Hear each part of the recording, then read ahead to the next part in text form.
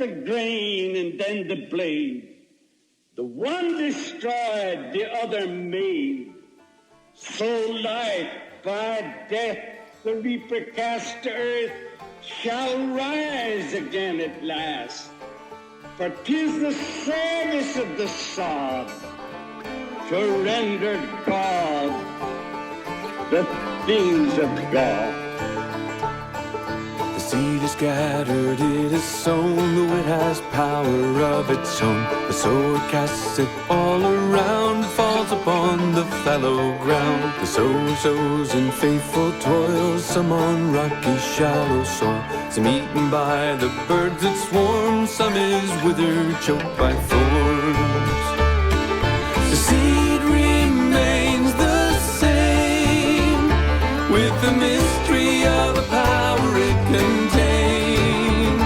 What produces fruit for God is the service of the Son.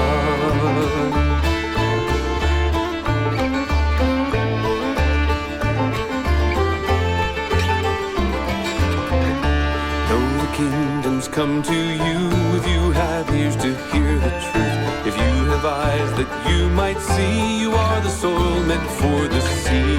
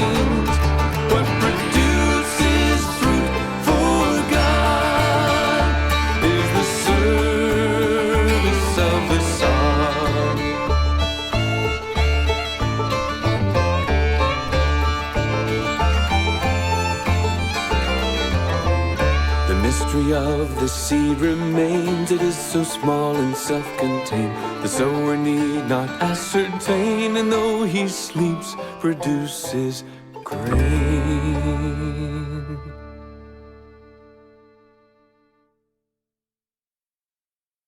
Last week we didn't get to see the PowerPoint because of the power situation.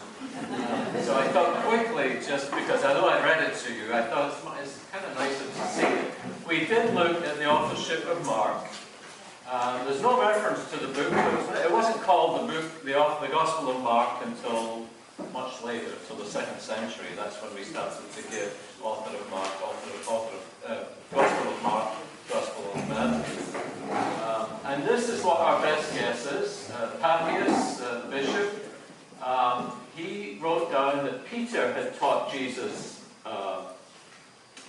Had taught Mark. Mark wrote down what Peter had taught him. So Mark himself was not an eyewitness, but he had access to Peter, who of course was an eyewitness. So that was pretty much the teaching of the early church, and many others agreed with him. We have Irenaeus, Clement of Alexander, Origen, Jerome. All these others agreed that this was the case. And there's a lot of credit goes to that, because these traditions were held closely and with great respect. So even though it might be, 40, 50, 60 years later, there is a good amount of credibility towards that theory. And the second one. Also in Scripture, we have traditionally identified as John Mark, the son of Mary, in Acts 12:12. Also cousin of Barnabas, who traveled with Paul on the first mission and left early. Paul, for some reason, I don't know why he left early, but Paul was upset with him for that. And we also get that from Acts. But he forgave him, and he went later again with Paul on a trip. He's identified by Peter as my son in 1 Peter 5:13. And Paul says Mark was useful to him in his ministry. The only problem with all this, Mark was a very common name, so we assume they're talking about the same guy. The date, as I said before, but just to recap, we're thinking that Mark dates around mid to late 60s. And the themes of the gospel actually support this date.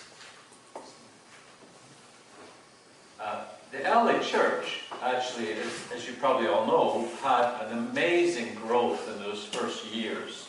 It went basically from Jerusalem all the way to Rome.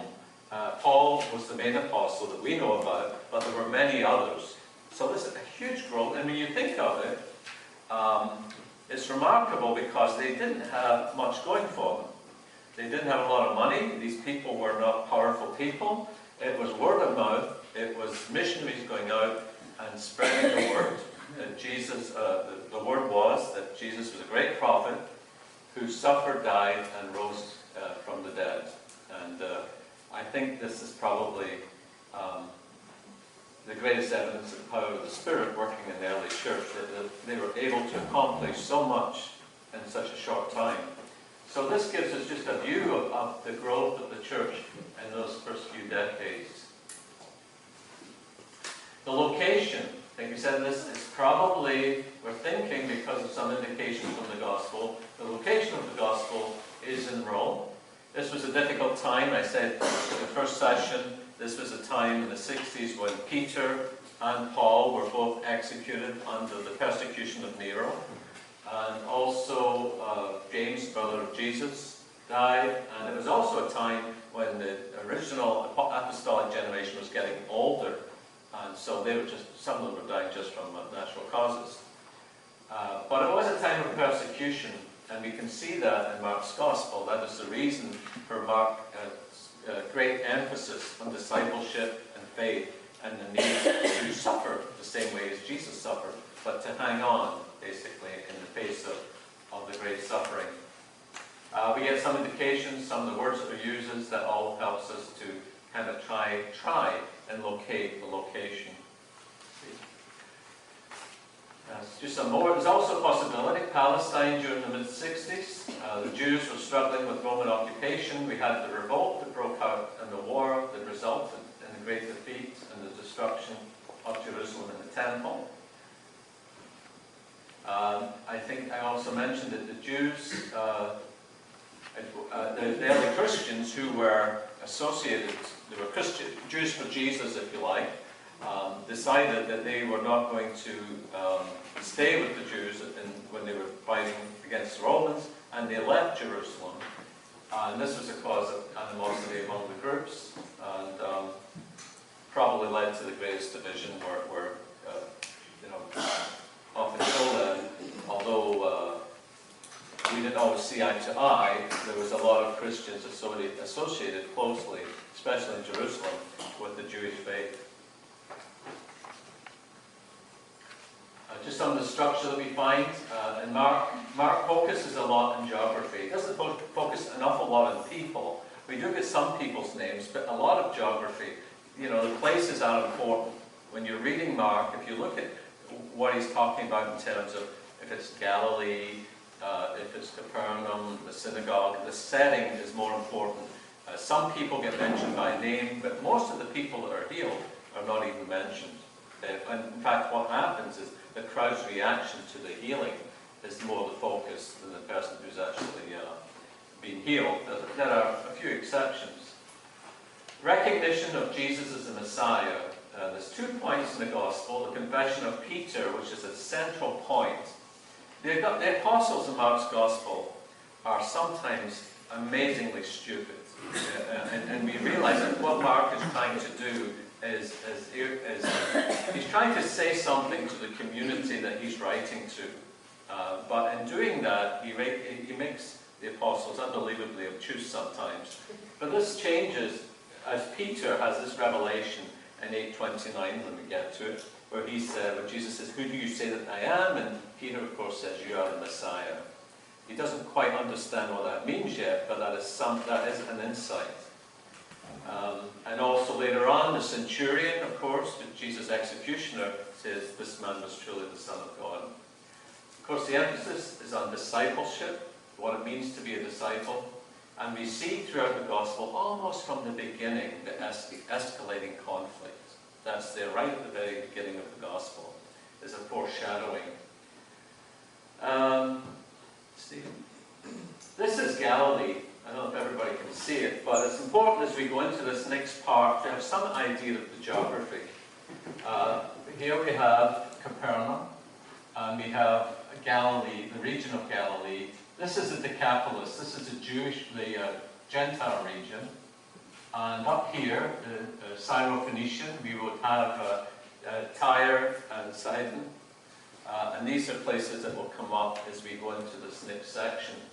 So it's good just to have a general idea of what the geography was. You had the Jewish part territory on the west bank, and on the east bank, certainly the southern part, you had the Greek 10 cities, the Decapolis. And this part we're doing is Mark 3, 7 to 6, 6. I think before, when the lights went out last week, we hadn't quite finished. So I just wanted to make sure that we covered that one last part, which was what? It was 3, 1 to 6. It was the very last conflict story. We had 5 conflict stories. You know, what happened in the first part was Jesus comes out of the desert, full of the Holy Spirit, and ready to begin his ministry. So he's out of that time of testing in the desert, and he's ready to start his ministry. And initially, it's very successful. He has the exorcism at the synagogue in Capernaum, and then he heals Simon's mother-in-law, and he goes on, and you know, it does a little summaries in Mark, so it doesn't tell you every single thing, but it says he healed many people. So initially, it's successful. But then, as we read last week, gradually there begins to appear a foreshadowing, if you like, conflict. And in chapter 2 we had the 5 conflict stories, and it was over, there was the Jewish leaders, and it was over forgiving sins. What authority have you to forgive sins? It was over fasting. Why don't your disciples fast? And of course the Sabbath, and also washing hands, the cleansing rituals. So we see the conflict escalating. And this is the last conflict story there. I just wanted to finish with that. This is a story of the man, usually called the man with the withered hand. So Jesus is, they're watching him. They're watching Jesus to see what he's going to do. And it's like a trap. And Jesus knows what they're thinking. And they're looking to see if he's going to heal this man. And we know from the last Gospel, the last conflict story, that Jesus said that the Sabbath was made for humans and not the other way around. And this is kind of an extension of that, because what Jesus is saying, the Sabbath was made for human beings and not the other way around, and it was made to do good, not evil. The purpose of the Sabbath is to do good. And that's what we're seeing in this section. The hardness of heart is because when Jesus does these works, even by the standards of the Jewish faith and the religious leaders, only God can do this. You know, when Jesus forgave the sins, and he says, what authority have you to forgive sins? Well, he just healed the man. He just was able to heal this person. So it was obvious that God was working through him, doing these good works. So when Jesus says the hardness of heart, it is their refusal to see God's works that he's talking about. So in here we say, this is the first time this is used. It's an Old Testament saying too, to talk about a person's hardness of heart is their refusal to look and see and be open to the truth. And that's what Jesus accuses them of here. A little Old Testament quote, the one you probably heard of, "Oh, that today you would hear his voice and not harden your heart." I think that's quite a common quotation from the Old Testament. So Jesus does heal him, and the ramifications are that they plot to kill him. We finish that chapter, and we have the scribes, the Pharisees, and the Herodians deciding that this is it. You know, they've got to get rid of this guy. The Herodians were basically, they were attached to Herod the Great, supporters of Herod the Great. They don't appear very often. I think this is one, maybe one other time in all the Gospels. And they're probably either his stewards or political people associated with him in some way. So that's where we left off from last week. We're just at the end of that section, where we see, even though we're only in chapter 3, there's a sign, an overshadowing of the Passion. There's a kind of a cloud on the horizon. Now we come to Jesus and the 12. I did that summary, so I'm not going to do that again. This part, in some ways, is very similar. It starts off with Jesus' summary of his mission, and that would be talking about the mercy of Jesus. This would be 3:7 to 3:12. Jesus is with his disciples and a large number of people from Galilee.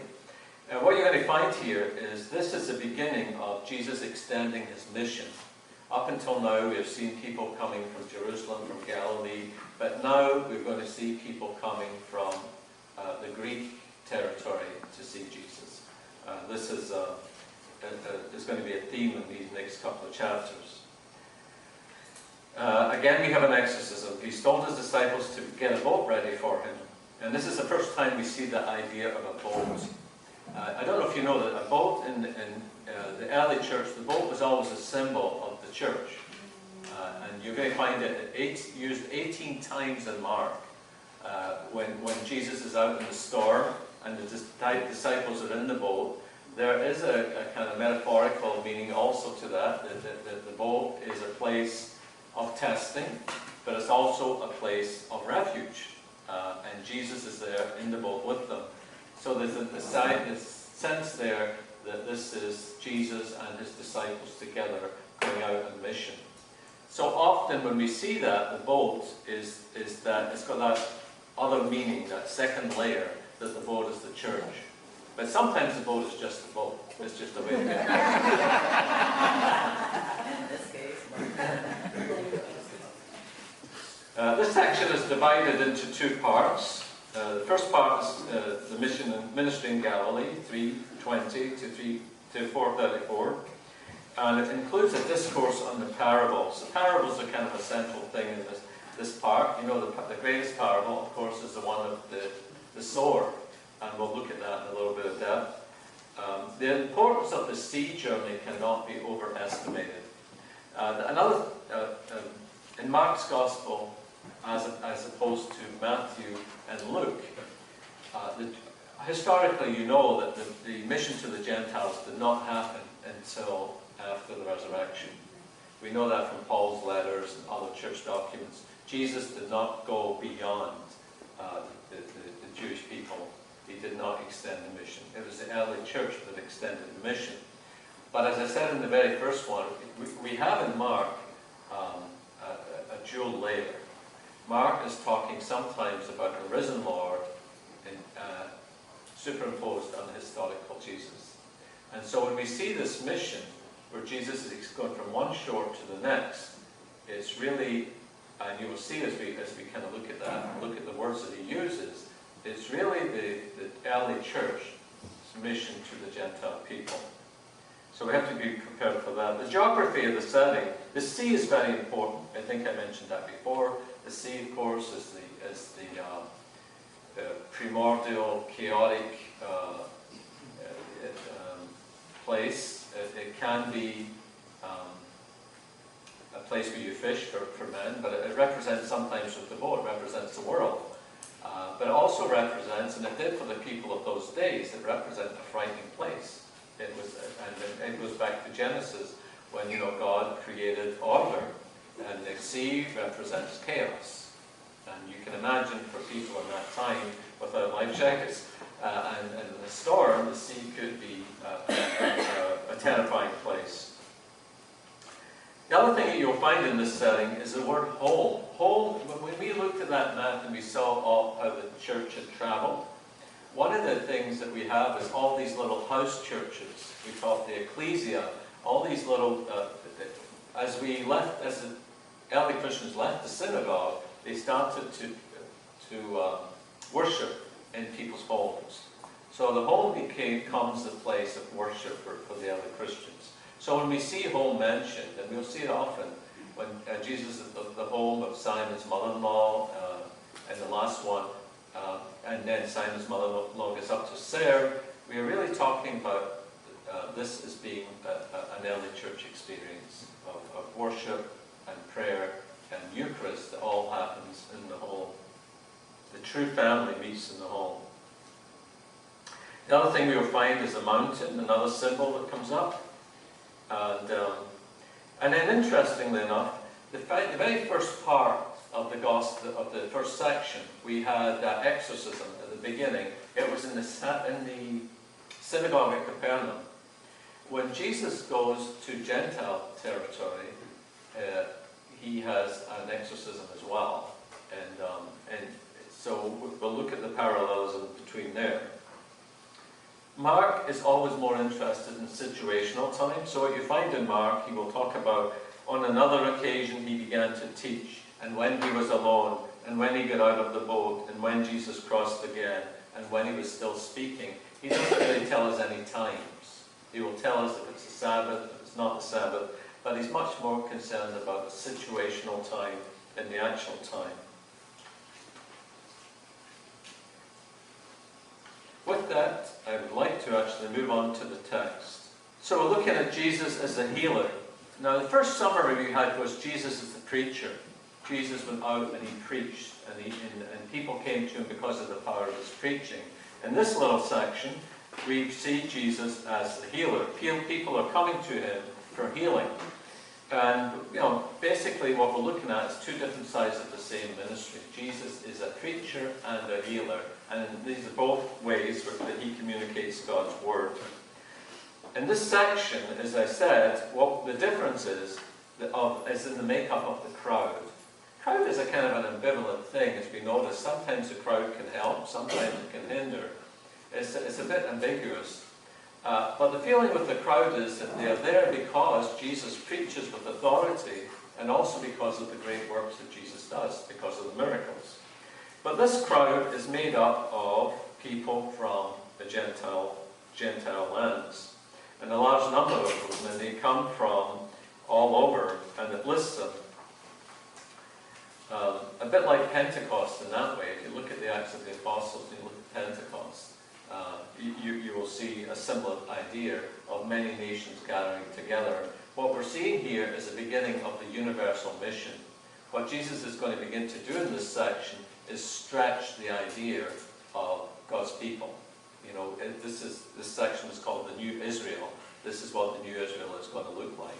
It's going to encompass a much larger group than just the traditional families and Jewish people.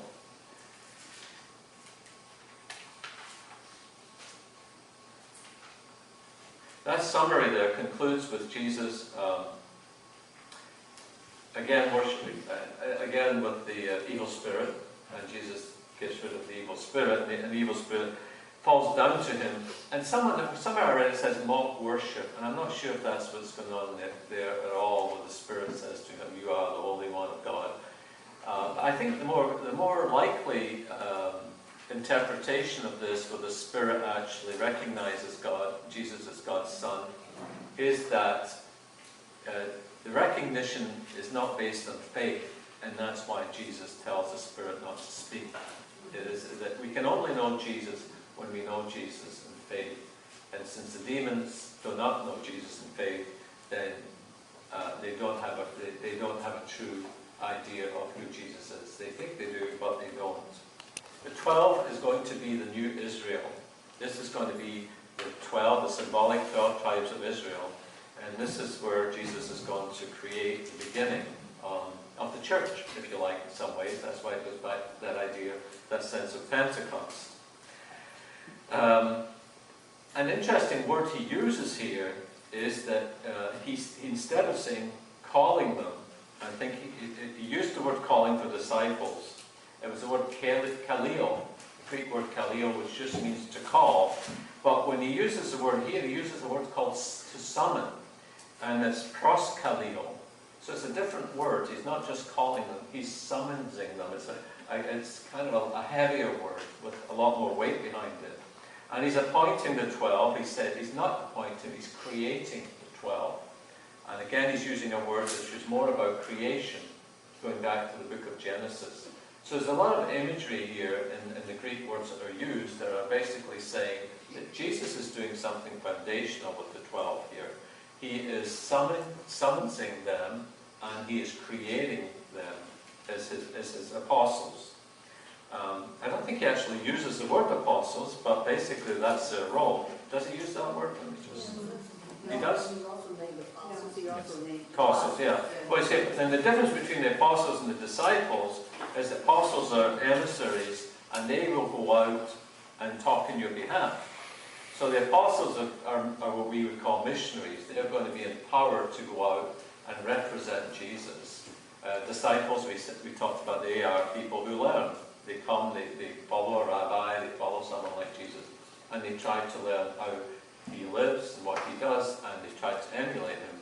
But the apostle is a step up, if you like. They are the emissaries. They're sent out to do the same things that Jesus does. And that's what he's saying here. He's giving them the power to do the things that he does. Also, of course, he does this. It's interesting enough in that section. He tells them to get a boat ready because the crowd's going to crush him. And he never uses it, but we'll come back to that. Instead, he goes up the mountain. And of course, the mountain is, like, as we know, from Moses and all the great things that happen in the mountain. The mountain is the place where we are close to God in the Old Testament. So Jesus goes up the mountain. They don't name the mountain. It's not Sinai or Horeb. But this is where great things happen. This is where great commissions are done, as we can see in the book of Exodus. The 12 in the early church was a theological designation.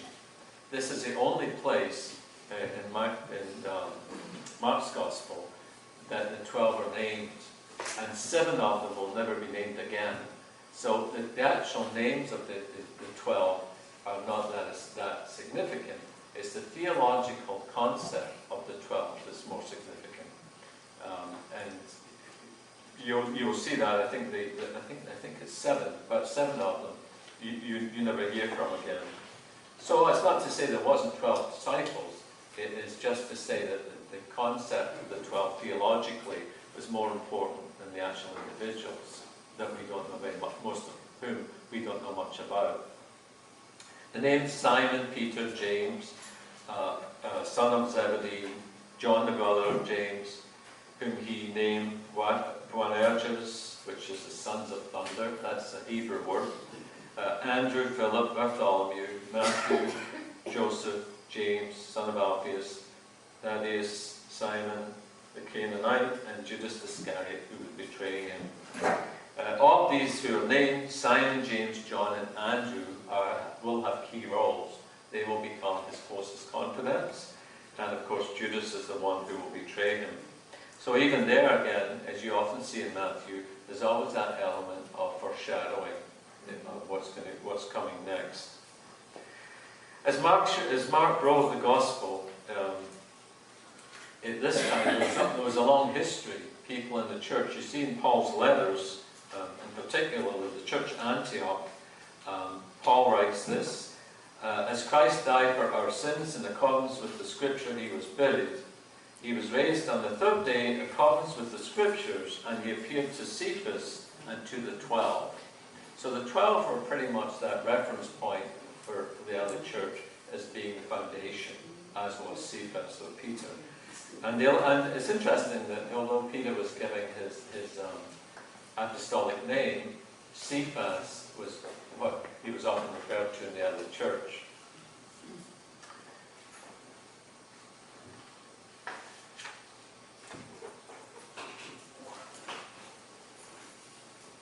You know, it's interesting too that, like the old language, they liked Aramaic words, and if you think of our liturgy in our church, we still have some Greek.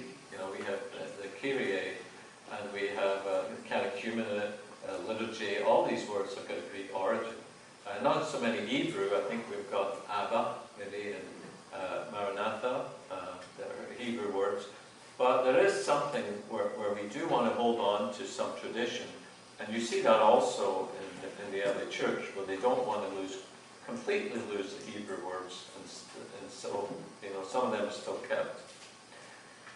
Jesus created the 12, and he has them go out to preach, to cast out demons. And this is the foundation of the new Israel. And the rest, what we're going to see next, is what the implications of that mean, this new Israel, what they're teaching is, and what the implications of that are going to be. So then we have chapter 3, 20 to 22. And this is Jesus' relationship to his family. Just find my place here. He came home again. So you see the word home again? And the crowd gathered, making it impossible for him to eat. Now, one of the implications here, as we said at the beginning, this is a mixed group. This is not just Jewish people. This is a Jewish Gentile crowd that is gathering. And that is a controversial thing, because Jews and Gentiles don't eat together. So you've got the crowd who are there, and Jesus' family come and say he's out of his mind. And the controversy is that he is mixing all these people together, Jews, Gentiles. He's inviting them all to the house. So that's the controversy that we're dealing with. And his family think that he's lost, he's got screamers, and they're coming to collect him and take him home. And then we have the scribes who come from Jerusalem. And this is important, that they come from Jerusalem. These are not just your scribes from Capernaum or from Nazareth. These are the big brass. They've heard about Jesus, and they've come to see what's going on. And they say that the reason that Jesus is doing this and causing all these problems is because he's possessed by Beelzebub, the prince of demons. Not just the demon, but the prince of demons. And so he speaks to them in parables. He says, how can Satan drive out Satan? The kingdom is divided against itself. If a house is divided against itself, it cannot stand. And this is one that's worth remembering. No one can enter a strong man's house to plunder his property unless he first binds the strong man. I'm going to come back to that later. What he's saying basically is Jesus is stronger than Satan. Jesus is casting out demons and these exorcisms, and he is capable of binding the strong man. But then he goes on to say, whoever blasphemes against the Holy Spirit will never have forgiveness, but is guilty of an everlasting sin. And what he's trying to say there is to call good evil. It's a bit like when they wouldn't recognize the good works that Jesus was doing as God's work. When Jesus healed, when Jesus cast out demons, this is obviously life-giving, this is good work. And when we call good work evil, it's a perverseness about that, where we by our own action have put ourselves outside God's mercy because we don't recognize it. So that's what he's saying, that for him, in this context, when they're saying what you're doing is the work of the devil, when it's so obviously the work of God, then this is the unforgivable sin that he's talking about.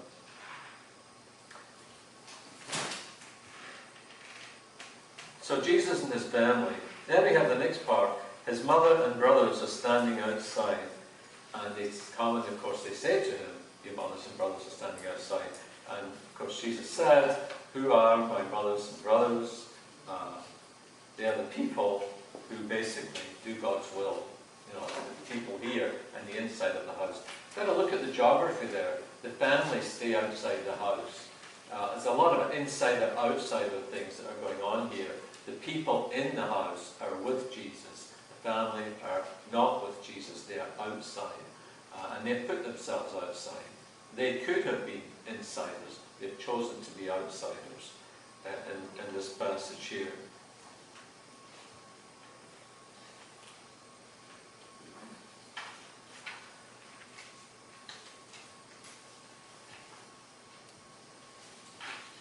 So Jesus, when he welcomes such a crowd, what he's doing here is he's breaking with the tradition of the elders.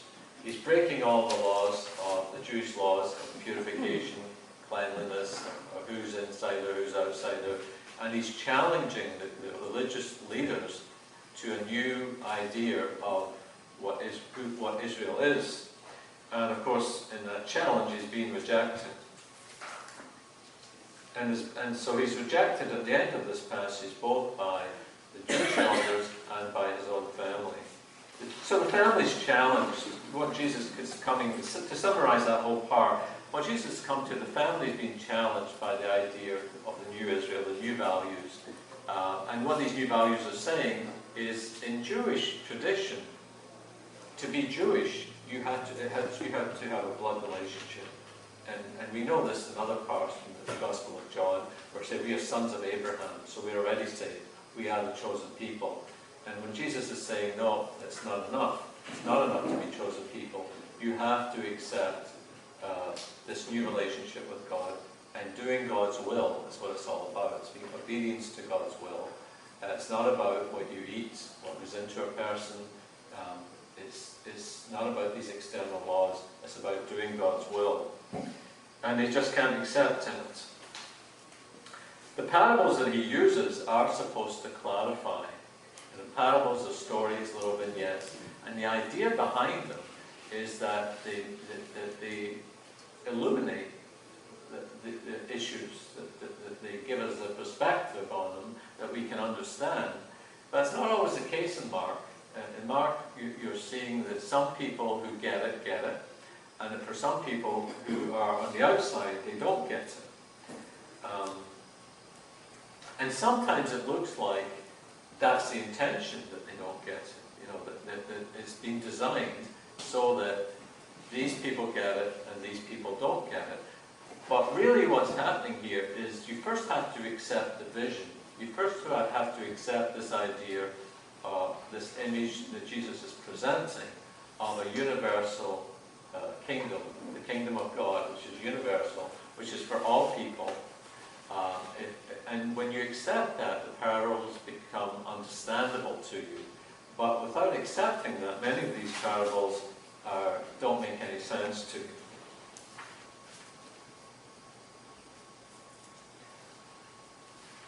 So let's look at the parable of the sower. So, Jesus is teaching again from the seed, and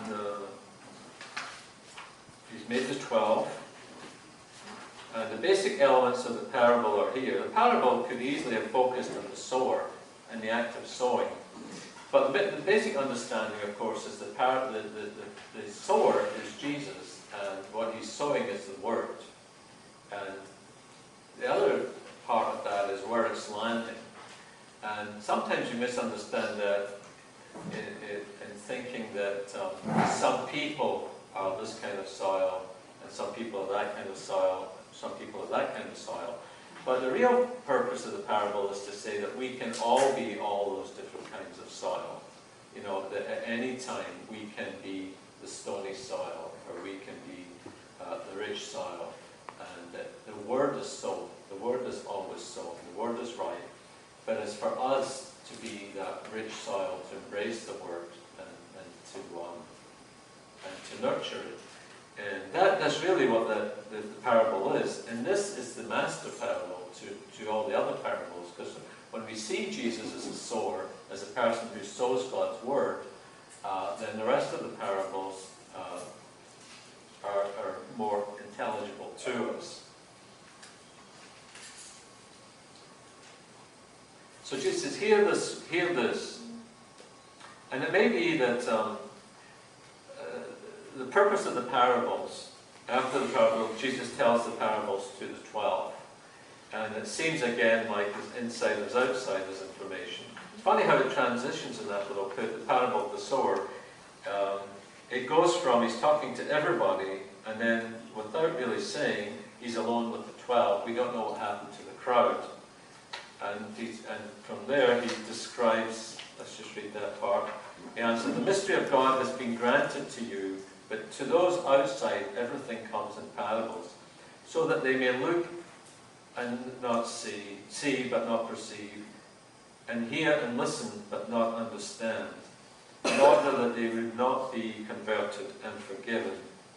There's actually a quotation from Isaiah that I found that it does something very similar, where Isaiah says, and this is going back, much the same thing, is that God speaks to Isaiah and he gives him this command and says, so that they may hear and not understand, and you may speak and they won't understand.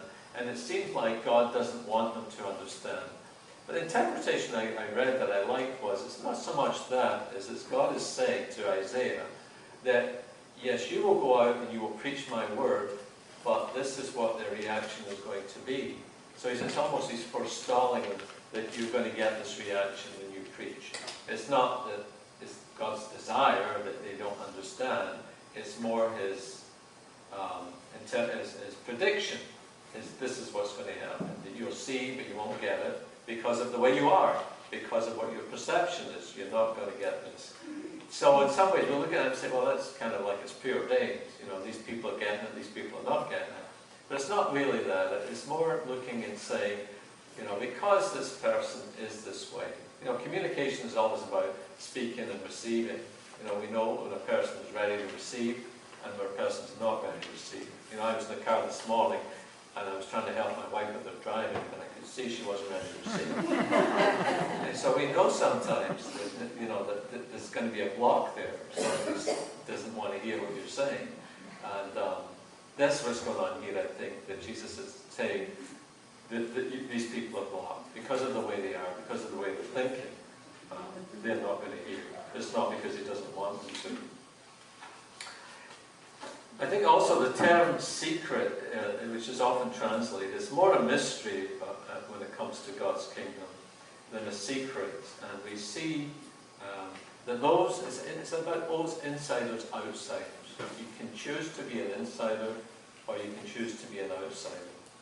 And that's a choice for everyone. But when we become outsiders, then we don't understand. And the basic thing is, going back to what Jesus said, be with me. You know, when Jesus talks about discipleship, it's about being with him. It's following him and being with him. And that's always what the essence of it is, staying with Jesus. And even when he called the 12, I didn't mention that, but he said he called the 12 and he asked them to be with him again. So that's always the key phrase there when it comes to discipleship, that we are to be with him.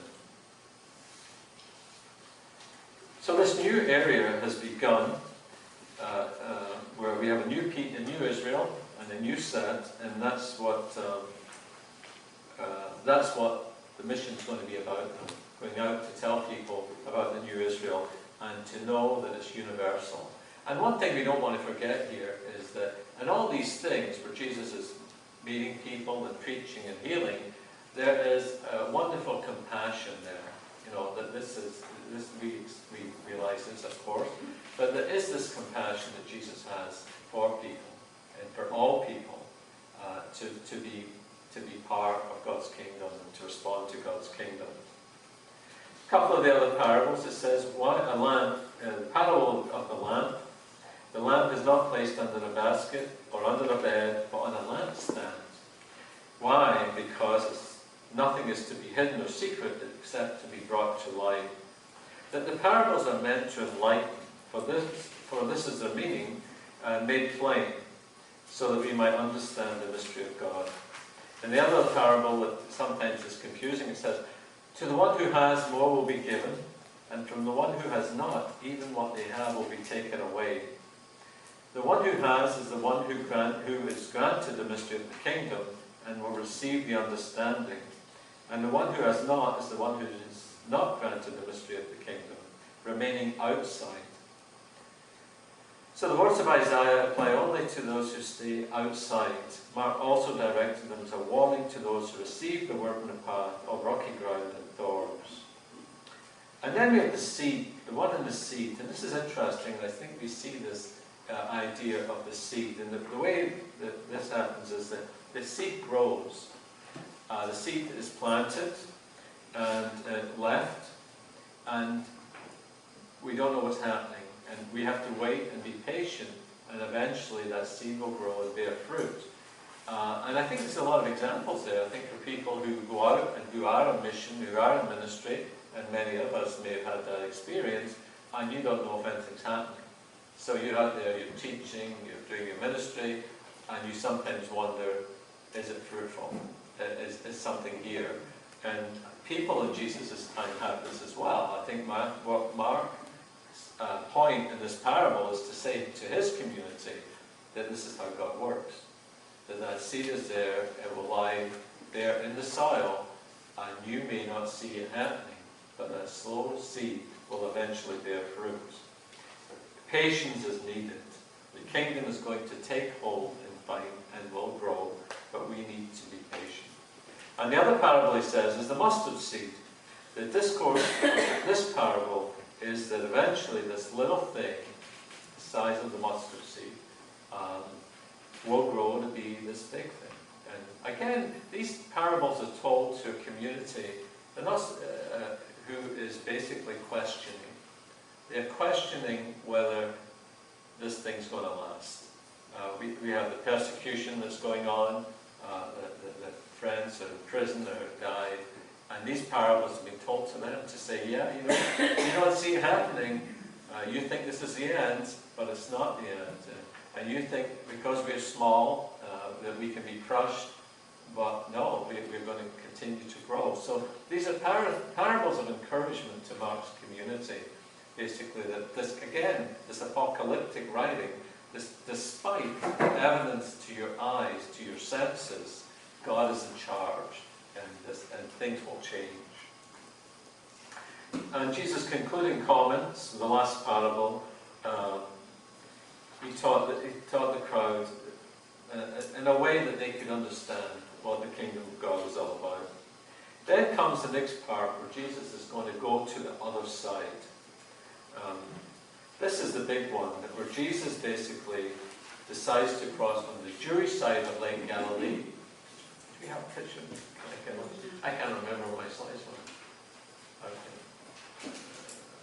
There we are. So Jesus is going to cross from this side over to the Gentile side. Now the thing about Lake Galilee is it is capable of getting quite horrendous storms, because you have the Golan Heights, and some of the wind can whip down from the Golan Heights, and storms can pick up very quickly, I'm told.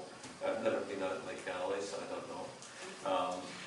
So they go out in the boat, and they head for the other side, and in the process, the storm picks up. And of course, the disciples are terrified. And there's two different meanings, two different levels of meanings here, as I was saying before. At one level, we've got people in a boat frightened, and Jesus basically wakes up and takes care of it.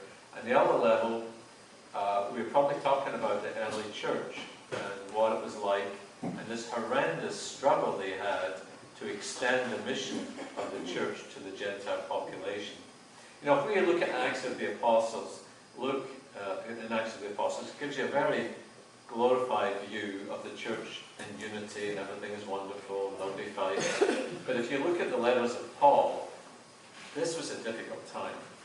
When the early Christian church decided that you did not have to be Jewish or accept the Jewish rituals to be Christian, that was not an easy struggle.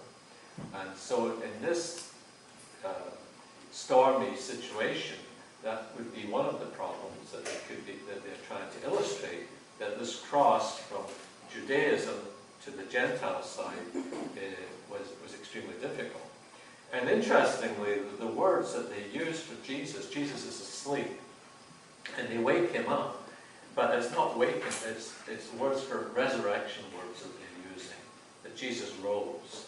And that's where you get this double meaning, that are we talking about the historical Jesus who's with them, or is it the risen Lord that's with them?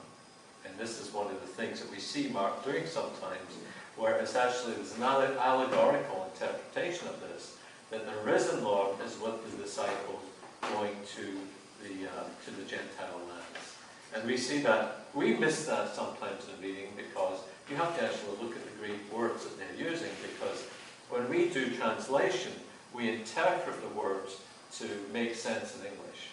So we all write, they woke Jesus up, but the actual word is closer to Jesus rose up.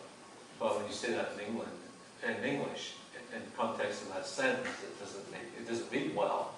So we put in a word that reads well to the sentence, and in the process we miss that other level of meaning. So that's why you need a kind of a little study guide, a dictionary, to kind of help you with some of that. And this is one of those places where you do. You know, the Jewish day went from sundown to sundown, and you always find that when Jesus left from the other shore, it's sundown. I don't know if I could get used to that, but basically it's night time. It's the start of the day. And so when they do this, it's the start of the day when they go to the Gentile shore. And of course, Jesus calms the storm, and he basically reproaches the lack of faith that the disciples have. And again, you're thinking that Jesus is talking to the readers of this, the early church readers, and saying, why are you so timid? Why are you so afraid? I am with you. Don't you know that I am with you? I think it's always good for us to keep that sense of Mark, is that who's he talking to? He's talking to a community in a very difficult situation. And his words are words of encouragement. His words are words to tell them that Jesus is here with them during this time.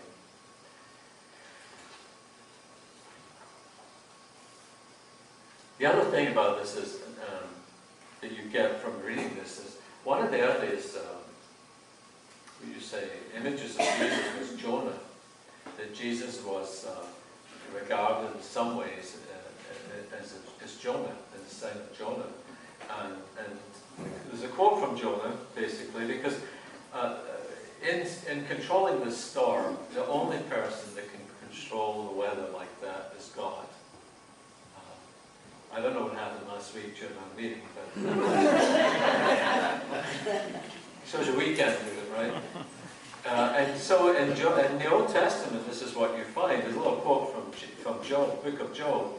And who shut doors within the sea, and it burst forth from the womb, when I made the clouds its garments, and thick darkness its swaddling hands? When I set limits for it, and fastened the bar of its door, and said, thus far shall you come, but no further. And then and here shall your proud waves be still. Proverbs, it's all a lot about how God limits the sea, how it's God is able to bind up the sea. We are so far removed from this. This is ancient people, but their respect and fear of the ocean is very much of a chaotic place, a place of evil in some ways, and chaos. When God made the world, the worst thing that happens is chaos. God made order. God separated the night from the day. God separated the sky from the sea. And that's kind of an interesting thing, because for us too, when our life unravels and chaos sets into life, you have that sense.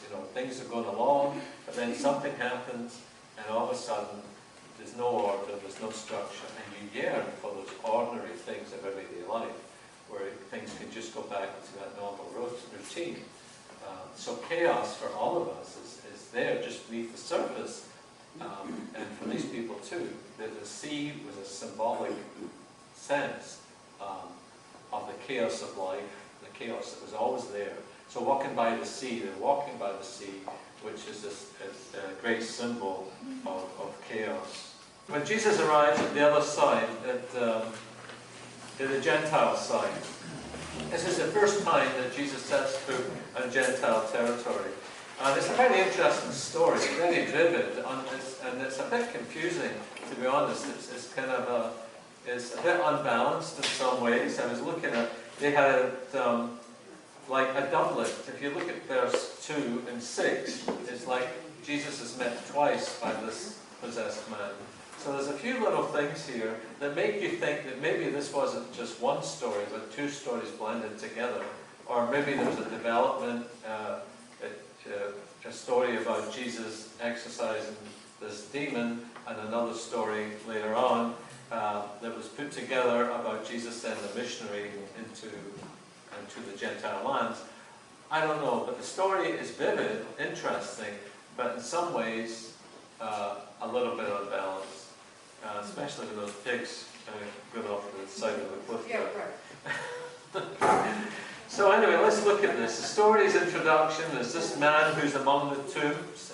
Gives you this vivid description, self-destructive. He is superhuman strong. Nobody can do anything with him. And really, I think, and what they're trying to say, since this is the first landing in the pagan territory, is I think symbolically this represents what the pagan lands are like. That they are possessed. There is deep evil there that needs to be exorcised in a lot of ways. And so I think we're seeing, since this is the first impression we get of the Gentile lands, I think we're seeing symbolically some of the impressions that the Jewish people coming there have of what was happening in the Gentile world. You're reminded when Jesus comes into contact with this demon of the saying that we just heard, that no one can enter a strong man's house unless he first binds him, and that no one has been able to do anything with this possessed man until Jesus gets there. So Jesus is the one who's able to bind him, control him. Jesus was stronger, and then you have this interesting part where rather than banish him from the land, they start to negotiate, and the demon, whose name is Legion. And I looked at that Legion part, and it was kind of interesting because one thing that occurred to me, because I read a few different things, and one thing I liked was Legion may be associated with the Roman Legion, which was, of course, a Gentile,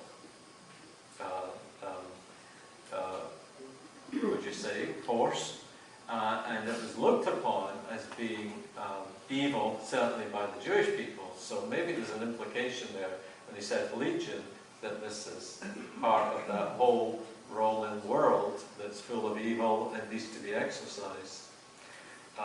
So he meets Jesus, and the word actually is not meet, it's a Greek word, hypanto, and it really means to oppose, to fight someone. So this is a conflict, this isn't just a meeting.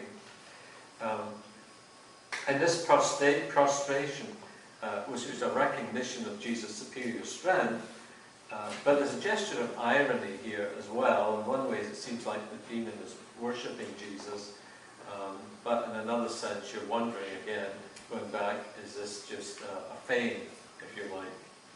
But what happens is the first act Jesus does in the territory is to exorcise this demon, and of course the demon decides to ask if it can go into the herd of pigs. And the herd of pigs then was right off the cliff and into the ocean. And I think that with the ocean, basically what we're seeing is that even though the man was free of the demon was still in the land, the evil was still there in the land, and that by driving the pigs into the ocean, the whole land had been exorcised by evil. And the pigs, of course, go to the sea, which is a route back down to the underworld, and basically back to where they belong. Some people said, well, this is kind of harsh, what happens when people go on the pigs? But really, that's besides the point. That's really not, it's really not an issue in this particular parable. And the other interesting thing here is when Jesus first started his mission, way back in the first chapter, his first thing to do was to go into the synagogue at Capernaum, and he exorcises the demon. And the demon says to him, "You are the Holy One of God," and that's how he's addressed. Here the demon addressed him as Son of the Most High God. Well, the Holy One of God is a Greek term, a Hebrew term, and this Son of the Most High God is more a Greek term. It's more applied to someone like Zeus or a Greek god. So you're seeing that there's a parallel here. There's a parallel between Jesus exercising evil in his own people, with his own people, and now he goes to the Gentile world and does the same. He exercises the evil there too, frees the land from evil. Of course, the thing that happens here is that, and it's a little bit different from other exorcism stories, because they don't even tell you that Jesus exercises it. They tell you he does, they report it, but usually Jesus says, get out, or go. He says it himself. But here it's indirect. Anyway, what happens is the man who is basically freed from the demon wants to follow Jesus, wants to be a disciple. And Jesus says, no, go tell people what's happened to you. Go spread the word. So he becomes the missionary. He becomes a forerunner to go and spread the word of what God has done among the Gentile people. A little bit different, because often when Jesus has cured people like that, he said, don't tell anybody. Here he's saying, go tell. Go out and be the missionary. So this man becomes a missionary in the Gentile world. And another thing you find in Mark 2 is like people's dress. How a person's dress reflects their identity. And we see the man's identity change because once the evil is exorcised from him, he's sitting there patiently, dressed, normal, self-possessed. He has his identity back. The thing about the being possessed like this, and in a lot of ways, is the isolation. When a man lived among the tombs, he lived among the dead, he was isolated. People didn't want anything to do with him. And what happens when he's freed, and this can be with leprosy or health, you're received back into the community. So it's from being ostracized from out there to being brought back in. Interesting reaction to the people who were more afraid of Jesus than they were of the demon. When the demon was there, they were quite happy. But when Jesus cured them, they weren't too sure what to do about it. So then from there, they go back to the Jewish shore. And we have two stories, Jairus' daughter and the woman with the hemorrhage. So when Jesus returns to the territory, a young Jewish girl of 12 who died from a sickness, and Jesus raises her to life. What's interesting there is you have Jairus is an official in the synagogue, not just an official, he is the head lay leader in the synagogue, and he's coming to Jesus, and that's not an accident. They go out of their way to tell you that this synagogue official, when his daughter is in such dire need, comes to Jesus with all the anxiety that a parent would have if the child was sick. But he sees Jesus as a source of healing and not the synagogue, is I think what we're seeing in that. But what we have here is that what they call a Markan sandwich, and what that is a story within a story. So what happens is Mark starts to tell a story, the story is interrupted with another story, and then continues at the end of that story. And both of these stories relate to each other in some way. They actually illuminate each other in a way. So as Mark is talking to Jairus, there is a woman who touches him, and basically this woman, it describes her as a person who's been bleeding. The girl is 12 years old, and the woman has been hemorrhaging for 12 years, and she doesn't want to speak to Jesus, she just wants to touch him, just wants to make contact with him. And when she does that, of course, Jesus realizes someone has touched him. She is unclean. She is an enduring situation of being unclean. Blood, you know all the Jewish laws of purity. So this woman who has this hemorrhaging is unclean. She shouldn't be with people. And in some ways, she's a bit like the demoniac from Gerasene, the Gerasene demoniac, in that she should be isolated away from people because she's unclean, and any contact that she has with people would make her unclean.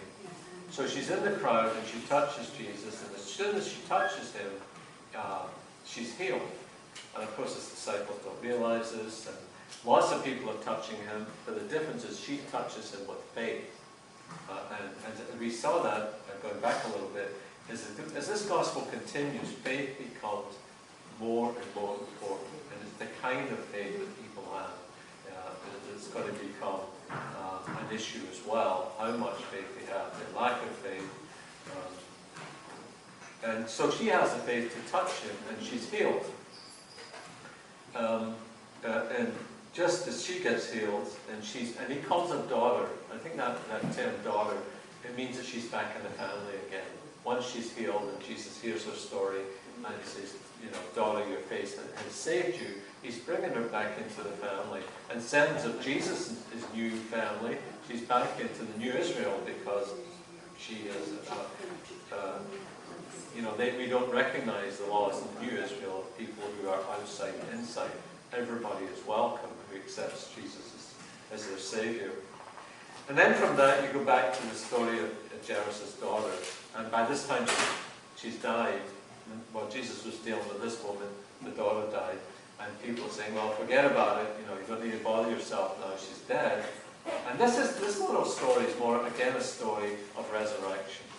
And it's for those people, perhaps it's a story here where we're seeing people who would maybe scoff at the Christian idea of resurrection and say, because you see that here, when Jesus goes to Jairus' daughter,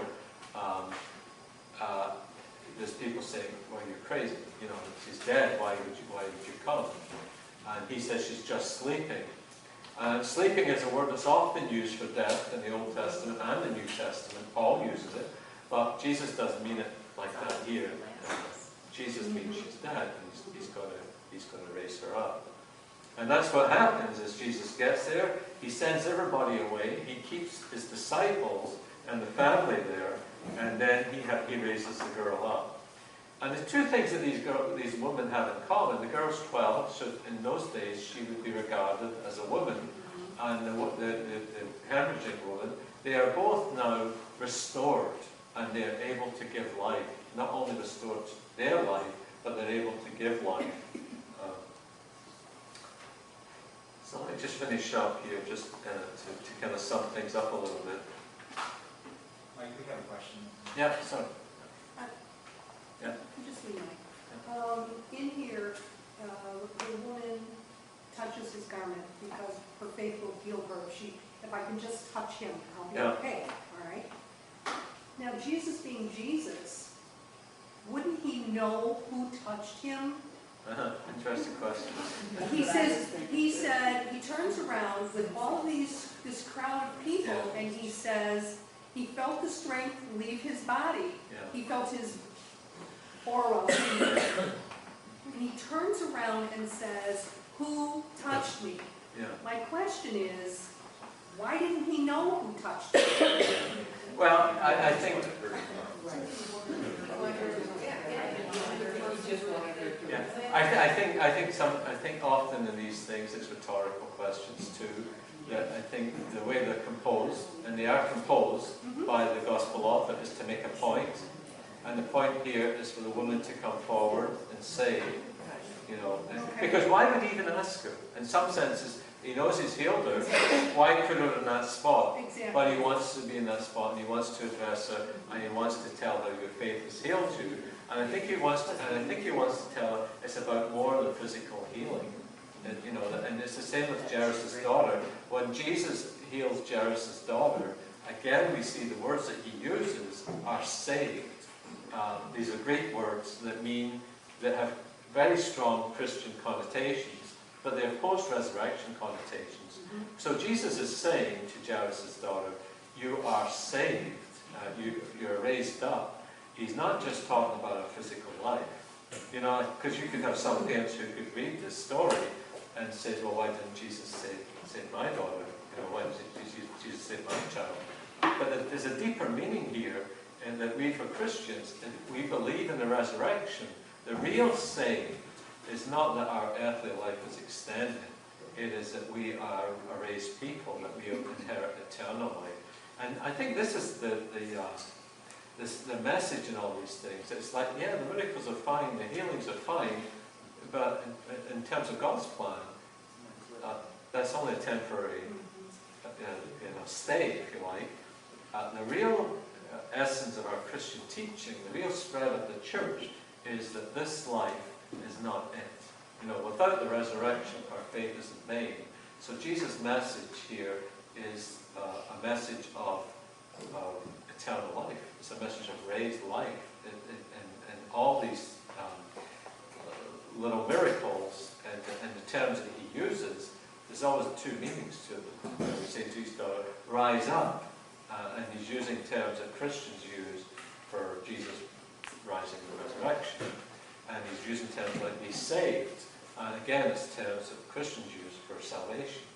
So I think that's what you're seeing there, is that the way it's been constructed is so that Jesus can say those words to her, that your faith has saved you. And again, it goes back to faith.